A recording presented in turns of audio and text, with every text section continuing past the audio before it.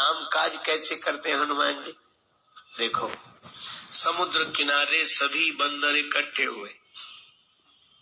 समस्या थी कि 100 योजन समुद्र का जो उल्लंघन करे वही सीता जी तक पहुंच सकता है, क्योंकि संपाति ने बता दिया है अशोक वाटिका में सीता माता अशोक वृक्ष के नीचे बैठी हैं। अब 100 योजन समुद्र पार करे कौन? और गोस्वामी जी कहते हैं अपने अपने बल का सबने वर्णन किया, निज निज बल सब काहू भाखा, पर समुद्र पार जाने में संशय रहा मन में। क्यों? यह संसार ही समुद्र है, इसीलिए इसको भावसागर बोलते हैं। बंदरों ने अपने अपने बल का वर्णन किया, पर पार जाने में संदेह, इसलिए क्योंकि अपने बल पर कोई भी भवसागर से पार नहीं जा सकता। उदाहरण ऐसे समझ लो कि जैसे बंदर जा सकते थे 1 योजन, पर बंदरों ने सोचा ज्यादा से ज्यादा बताओ, कोई प्रतियोगिता तो हो नहीं रही है, बस समुद्र पार न हो इतना कम बताओ। एक बंदर बोला हम 10 योजन जा सकते हैं। दूसरे बंदर ने सोचा ये जा सकते तो हम भी जा सकते हैं, पर इन सब में बूढ़े हैं जामवंत जी। बूढ़े बड़े चतुर होते हैं, जिंदगी भर का अनुभव होता है। जामवंत जी बोले जब बताना ही है तो 10 योजन काहे को बताते, 90 योजन बताओ, बस 10 योजन कम कर दो, उसमें क्या है। जामवंत जी बोले मैं 90 योजन जा सकता हूं। अब तब तक एक वीर को जोश आ गया। अंगद जी बोले मैं पार चला जाऊंगा। अंगद कहीं जाऊं मैं पारा, मैं पार चला जाऊं। सभी ने कहा जय हो राम जी की जय हो, जय हो, काम बन गया। अंगद जी पार जा रहे हैं। अंगद जी बोले पूरी बात तो सुनो। क्या?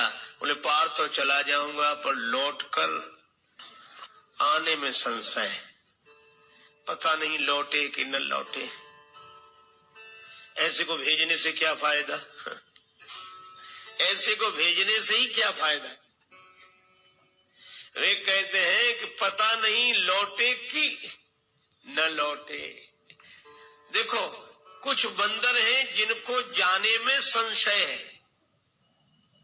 पार जाई कर संशय रखा, और अंगद जी ऐसे जिन्हें आने में संशय है। कहा कि हम जा सकते, हम जानने में संशय हमें। अंगद जी बोले हमें लौटकर आने में संशय।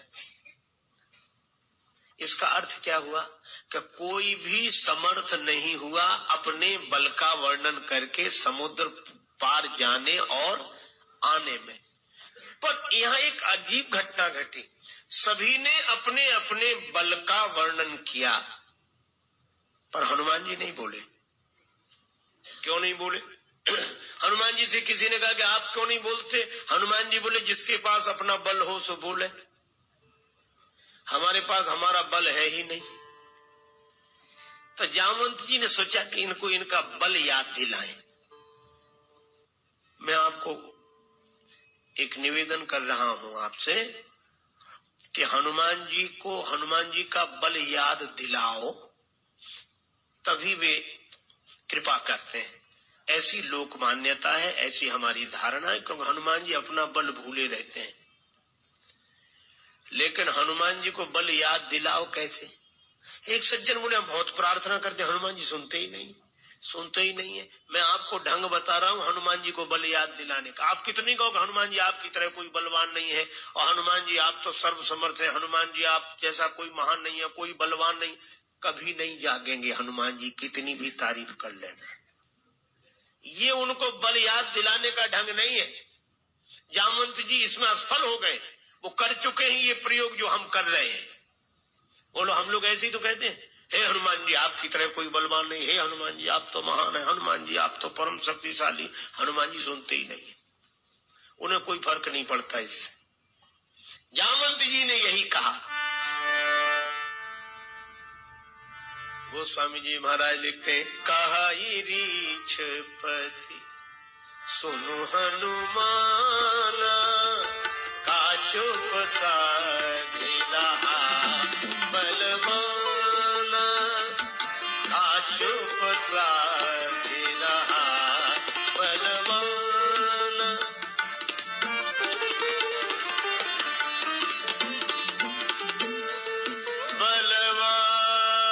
बलवान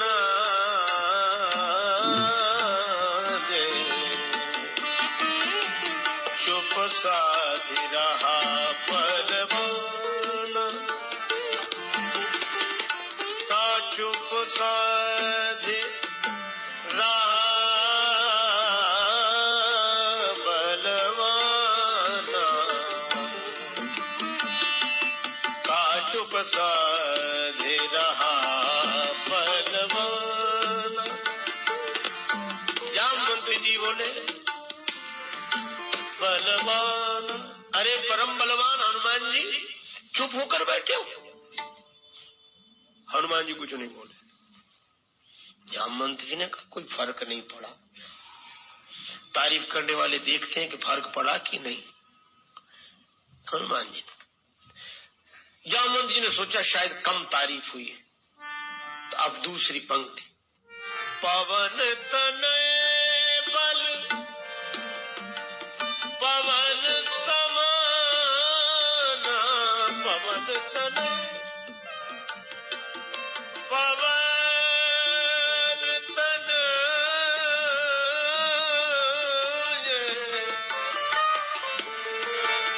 पवन तनय बल पवन समान।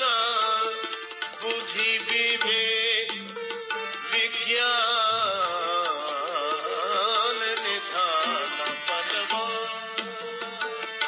का चुप साधि रहा बलवान। का चुप साधि रहा बलवान।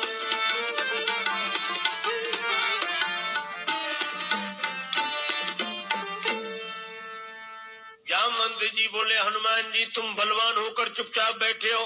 हनुमान जी में जब कोई अंतर नहीं आया तो जामवंत जी बोले अरे क्यों ना हो, पवन के पुत्र हो, अब पवन जैसे ही बलवान हो।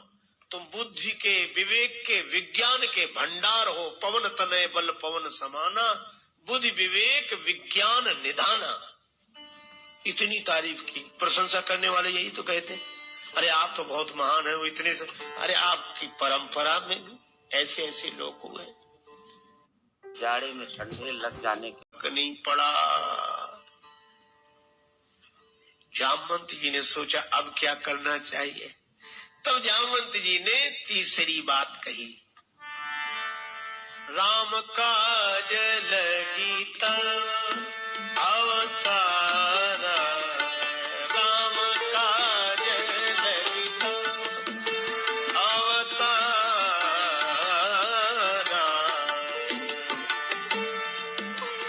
तब अवतारा राम काज लगी तब।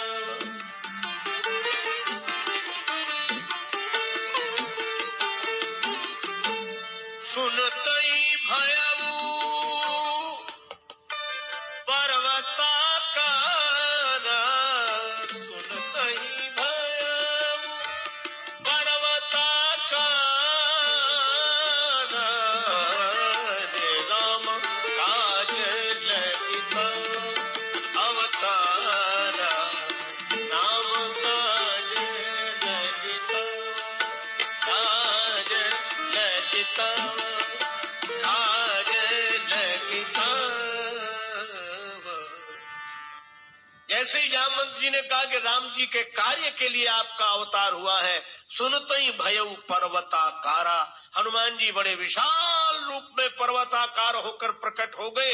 इसका संकेत क्या कि हनुमान जी अपने नाम से नहीं जगे, अपने बाप के नाम से भी नहीं जगे।